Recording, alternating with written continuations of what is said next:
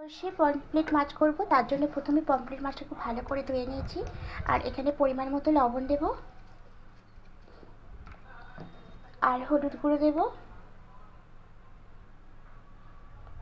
খুব ভালো করে মাছটাকে নুন আর হলুদের সঙ্গে মাখিয়ে রেখে দেব। এইভাবে মাখিয়ে নেব।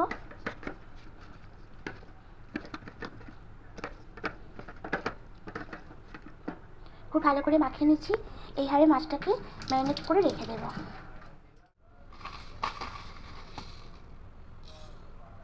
2 চামচ নয়, এখানে 4 চামচ মতো কালো সর্ষে দেব। দিয়ে সামান্য একটু জল দেব, দিয়ে এটাকে ভিজিয়ে 10 মিনিট রেখে দেব। সর্ষেটা ভেজানো হয়ে গেছে। এবার এর মধ্যে ছোটো ছোটো করে কিছু কাঁচা লঙ্কা দিয়ে দেবো। বড় করে 5-6টা দিলেই হতো, ছোটো করে একটু বেশি করে দিলাম। দিয়ে এটাকে একটা মিহি পেস্ট করে নেব। দেখুন পেস্টটা এরকম হবে।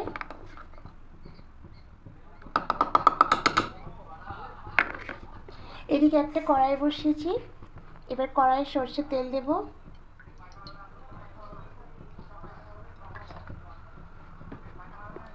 আর এদিকে মাছগুলো মাখিয়ে রেখেছি। এবার এই তেলটা গরম হলে তেলের মধ্যে মাছগুলো একে একে ভেজে নেব।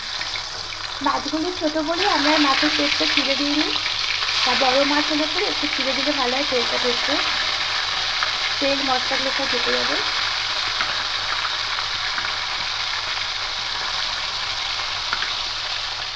এবার মাছটা ও পিঠটা উল্টে দেবো।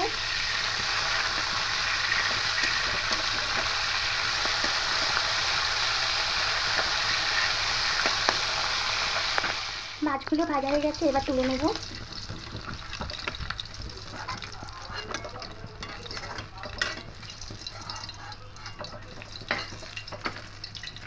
বাকি মাছগুলো দিয়ে দেব।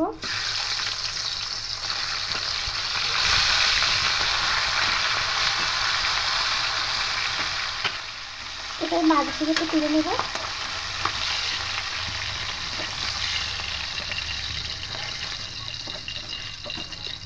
এবার এই তেলের মধ্যে কালো জিরে ফোড়ন দেব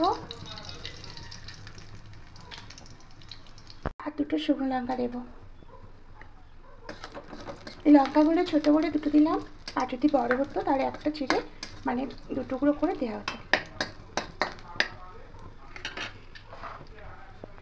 এবার এখানে সর্ষে আর কাঁচা লঙ্কা পেস্টটা দিয়ে দেব।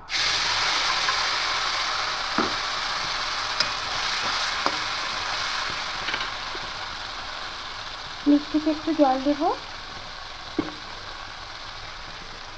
জল দিয়ে এই জলটা দিয়ে দেবো। এখানে পরিমাণ মতো হলুদ দেব আর পরিমাণ মতো লবণ দেব।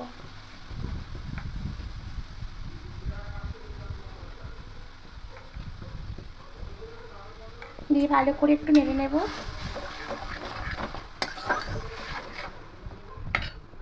এবার 4টে কাঁচা লঙ্কা এবার দিয়ে দেব।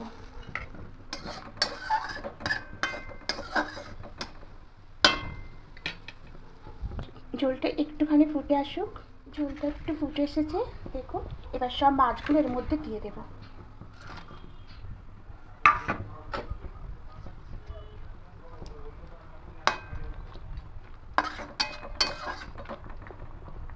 এবার ঢাকা দিয়ে একটু মাছগুলো ফুটতে দেব। ঢাকাটা খুলে নেব।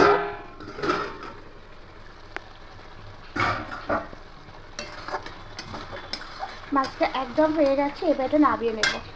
গ্যাসটা অফ করে দেবো, দিয়ে নামিয়ে নেব। পমফ্রেট মাছটা পুরো একদম তৈরি হয়ে গেছে। দেখুন সর্ষে পমফ্রেট।